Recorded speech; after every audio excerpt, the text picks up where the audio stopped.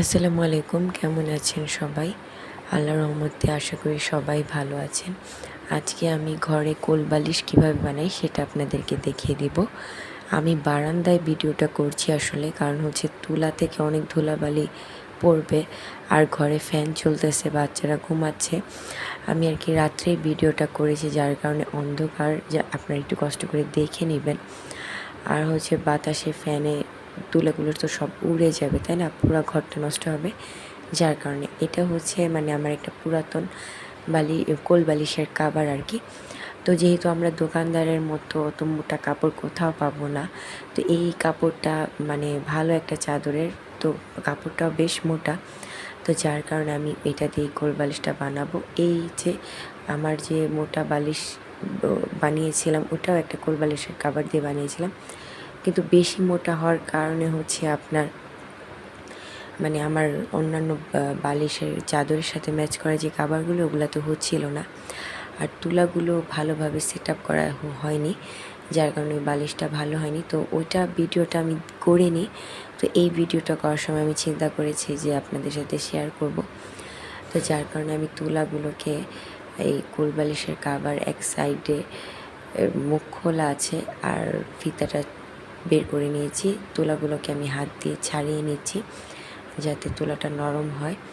তো আমি অল্প অল্প করে তুলা ছাড়িয়ে অল্প অল্প করে ভরে নিচ্ছি কতটুকু জায়গা আছে, কতটুকু দিতে হবে। আমার সম্পূর্ণ তুলাটুকুই কিন্তু লাগবে আসলে, যার কারণে আমি সবগুলোকে এখানে ভরে নিয়েছি।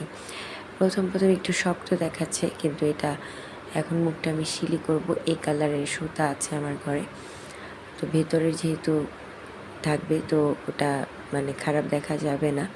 তো যার কারণে আমি গোল্ডেন কালার সুতা নিয়েছি। এই চাদরটা বিছিয়েছি, এই চাদরের কাভারটা নিয়ে নিয়েছি, বালিশের কাভার, কোল বালিশের আর কি। তো এই যে আমি মুখটা এখন শিলাবো। আমি তো আসলে দোকানদারদের মতো ওভাবে কখনোই ভালো করে করতে পারবো না, তাও আমি আপনাদেরকে নিজের হাতে কীভাবে বানাই সেটা আপনাদেরকে একটু দেখানোর জন্য শেয়ার করেছি মূলত ভিডিওটা। এই তো আমার বালিশের মুখটা শিলানো হয়ে গেছে, আমার হাতটা খুবই ব্যথা করছে আসলে। তো আমি আর কি দেখিয়ে দিলাম। এই তো বালিশের মুখ সেলানো হয়ে গেছে। এখন কিন্তু বোঝা যাচ্ছে আসলে আমি বালিশটাকে একটু বাড়ি দিয়ে নিয়েছি। এখন বোঝা যাচ্ছে আসলে কীভাবে মানে পুরাটাই ঠিক আছে সম্পূর্ণরূপে, একদম শক্ত হয়নি, একবারে নরম হয়নি। আর ইউজ করতে করতে এটা আরও তুলাগুলো আবার শক্ত হয়ে নরম হয়ে যাবে। এই তো আমি বালিশের কাভারটা সেট আপ করে নিয়েছি। এক হাতে ভিডিও করছি আর এক হাতে বালিশের কাভারটা আপনাদের ধরিয়ে দেখাচ্ছি। তো যার কারণে আমার মোবাইলটা একটু মানে সমস্যা হয়ে যাচ্ছিলো, ভিডিওগুলো তেমন একটা মানে ভালো আসেনি। আপনারা কষ্ট করে দেখে নেবেন। আর আমার হোমমেড কোল বালিশটা তৈরি করা কেমন হয়েছে আপনাদের কাছে আমাকে কমেন্ট করে জানাবেন। আমি কিন্তু অনেক কষ্ট করে বালিশটা বানিয়েছি। তো মেয়েরা কিন্তু শুধু চুলই বাঁধে না, রাঁধেও না, অনেক কিছুই পারে আল্লাহর রহমতে।